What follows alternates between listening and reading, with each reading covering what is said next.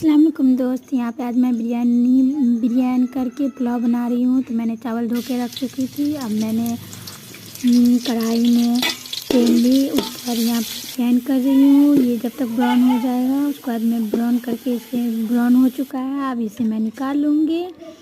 और यहाँ पे मैंने लौंग इलायची का थोड़ा सा फ़ोरन दिया, उसके बाद पानी डाल दी, उसके बाद लौंग इलायची नमक डाल करके इसे थोड़ा देर झाँप दी।